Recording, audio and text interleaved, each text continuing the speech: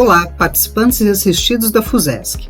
Estamos no 11º episódio sobre a rentabilidade mensal dos planos de benefícios e vamos falar sobre o mês de novembro.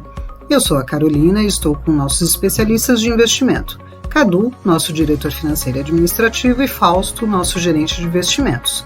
Senhores, sejam bem-vindos a mais este Fala FUSESC. Fausto, então vamos abrir a conversa com aquela nossa pergunta fundamental para saber o que aconteceu no mercado financeiro. O que você pode nos dizer a respeito dos investimentos que mais contribuíram e os que menos contribuíram para a rentabilidade dos planos em novembro? Olá, Carol. Em novembro, o segmento que mais contribuiu para a rentabilidade foi o segmento de renda variável, com 12,5% de retorno. Em segundo lugar, foi a renda fixa marcada a mercado, pré-fixado e inflação, que superaram 2,5%. E também o segmento de estruturados, que renderam aproximadamente 2%. Por outro lado, os segmentos que menos contribuíram foram o imobiliário, com 0,20%, empréstimos, com 0,8%, a parte da renda fixa marcada na curva, com 0,70%, e a renda fixa atrelada ao CDI Selic, que é o pós-fixado, com rendimentos de aproximadamente 1%. Ok, Fausto. Agora, Cadu, a rentabilidade de novembro foi bem diferente dos resultados que tivemos nos últimos 3 meses. Houve algum fato específico que justificou essa melhora na rentabilidade? Olá, Carol. Olá, ouvintes do Fala FUSESC. Bom, para começar respondendo essa pergunta, Carol, eu vou dizer de antemão que não houve nenhum rebalanceamento da carteira no mês de novembro. O único movimento diferente que nós fizemos em novembro foi a alocação de 1 ponto percentual a mais em renda variável que já estava planejado há 5 meses atrás. Em suma, nós executamos aquilo que nós já havíamos planejado no segundo semestre. O que justificou a inversão dessa rentabilidade, na verdade, foi o comportamento do mercado onde nós temos alocados os nossos investimentos. A combinação da queda da taxa de juros de longo prazo no Brasil, dos títulos de longo prazo, com a entrada de estrangeiros na Bolsa de Valores, foi o que nós projetamos que ia ocorrer ao longo de 2024. Como nós falamos no podcast do episódio anterior, aqueles 27% que temos a mercado são valores que nós separamos para montar a estratégia de médio e longo prazo que começaria em 2024. Mas, pelo visto, o mercado se antecipou depois da percepção da melhoria dos números de inflação no exterior e uma consolidação na expectativa em relação aos indicadores nacionais.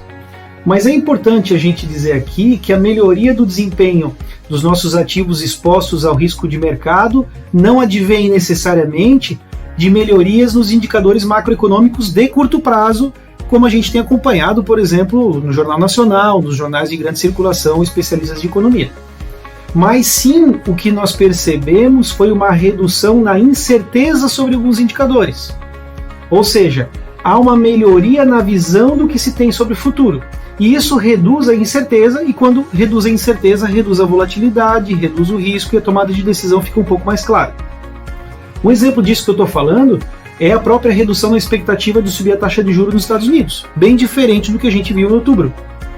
E também tem uma maior clareza hoje na expectativa de redução da taxa básica de juros no Brasil. Isso faz um certo acomodamento na expectativa da taxa de juros de longo prazo também.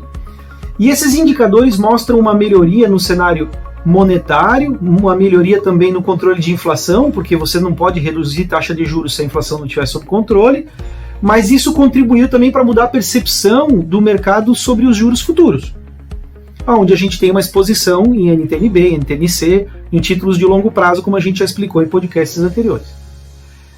Já sobre a entrada de estrangeiros na Bolsa Brasileira, onde nós temos alocado aí 5%, como o Fausto falou, no mês de novembro, uma parte pode ter sido influenciada por esses fatores monetários, mas a gente não pode confiar que isso tenha sido preponderante.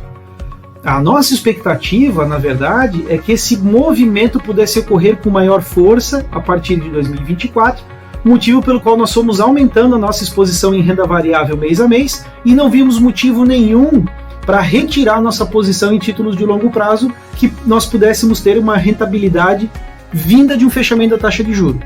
Então, na prática, Carol, respondendo a sua pergunta, nós não tivemos nenhum movimento diferente interno, mas nós tivemos uma consequência de movimentos externos de mercado que favoreceram a nossa rentabilidade do mês. Certo, Cadu. E agora outra pergunta para o Fausto. Fausto, olha só, um mês com rentabilidade abaixo da expectativa e outro mês seguinte com uma rentabilidade muito acima da meta atuarial. Qual a mensagem que você daria para as pessoas que possam estar se sentindo inseguras ou preocupadas sobre isso, sobre essa oscilação? Então, Carol, a mensagem que nós temos a passar é de tranquilidade e paciência.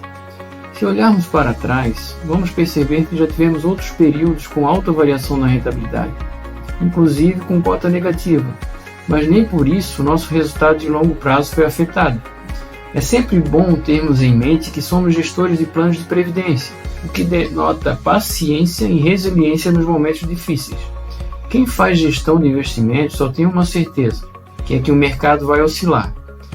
Então, por fim, gostaria de ratificar que a austeridade na gestão de recursos é um valor institucional da FUSESC, e por isso nós não corremos riscos desnecessários para a entrega de nossos objetivos de rentabilidade.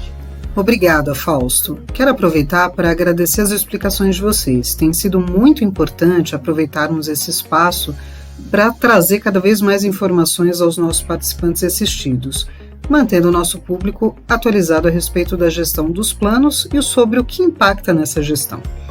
Quem está chegando aqui pela primeira vez, nós recomendamos ouvir os episódios anteriores dos nossos podcasts e continuar a acompanhar os nossos conteúdos. Cadu, Fausto, obrigada mais uma vez, agradeço também a audiência dos nossos ouvintes e esperamos por todos no nosso próximo Fala FUSESC.